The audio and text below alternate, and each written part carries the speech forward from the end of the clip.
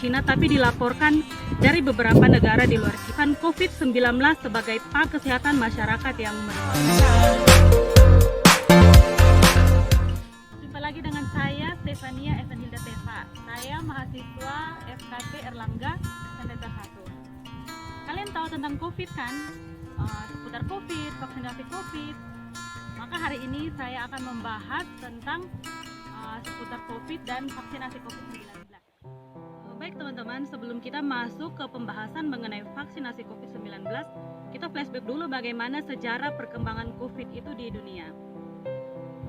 Pada akhir Desember tahun 2019, WHO China Country Office melaporkan adanya kasus pneumonia yang tidak diketahui etiologinya.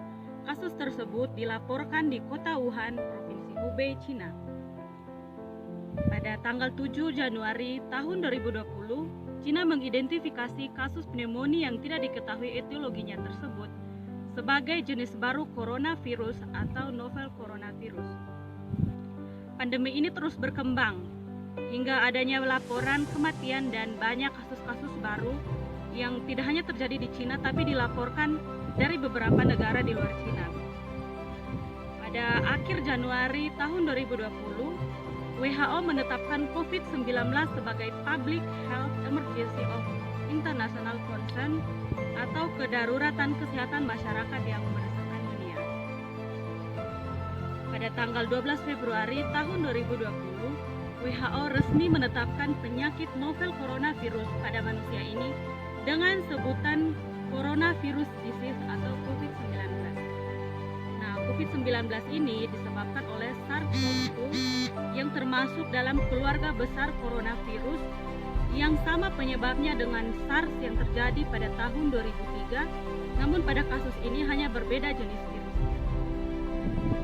Dengan adanya penetapan kasus COVID sebagai suatu pandemi, banyak kebijakan-kebijakan yang terjadi di tatanan kehidupan sosial yang diatur oleh pemerintah dan dinas kesehatan. Misalnya di Indonesia sendiri diberlakukannya PSBB, work from home, dan juga penetapan protokol-protokol kesehatan dalam melakukan aktivitas setiap hari. Tujuannya itu tujuan dari semua itu adalah untuk mencegah penyebaran virus COVID-19 ke arah yang lebih berbahaya. Setelah saya membahas tentang sejarah COVID-19, selanjutnya saya akan membahas tentang sejarah dari vaksinasi COVID-19. Pada awal Maret 2020, tidak ada vaksin yang tersedia. Tetapi penelitian pengembangan vaksin telah dilakukan oleh berbagai lembaga penelitian.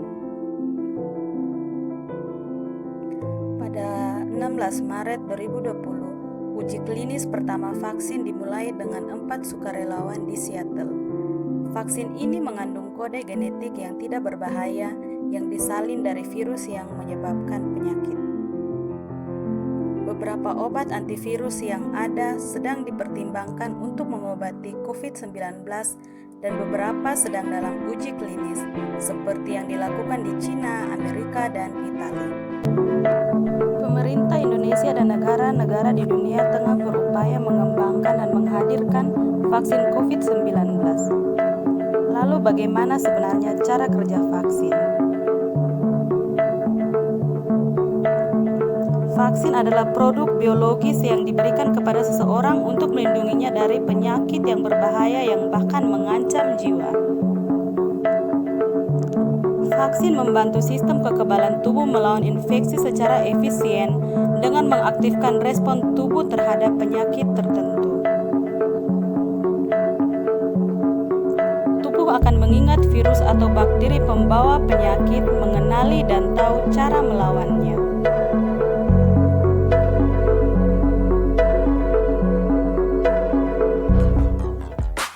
Berikut ini adalah beberapa dasar hukum yang dikeluarkan oleh pemerintah Indonesia dalam rangka vaksinasi COVID-19. Yang pertama, Peraturan Menteri Kesehatan RI Nomor 84 Tahun 2020 tentang pelaksanaan vaksinasi dalam rangka penanggulangan pandemi COVID-19. Yang kedua, Keputusan Menteri Kesehatan RI Tahun 2020 tentang penetapan sasaran pelaksanaan vaksinasi COVID-19. Yang ketiga, Peraturan Menteri Kesehatan RI Nomor 10 Tahun 2021 tentang pelaksanaan vaksinasi dalam rangka penanggulangan pandemi COVID-19.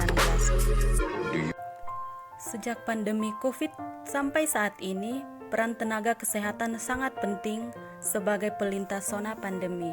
Melihat dari perspektif ilmu aksiologi, cabang ilmu dari filsafat, peran perawat sebagai edukator memiliki manfaat yang sangat penting, khususnya dalam memberikan edukasi terkait vaksinasi COVID-19, sehingga isu-isu hoax ataupun pro kontra terkait vaksinasi yang beredar di masyarakat dapat ditangani dengan baik. Dengan edukasi yang tepat, maka dapat membantu meningkatkan pengetahuan masyarakat yang secara tidak langsung mempengaruhi sikap dan perilaku masyarakat tentang vaksinasi COVID. Oke teman-teman, terima kasih sudah menyimak video-video saya.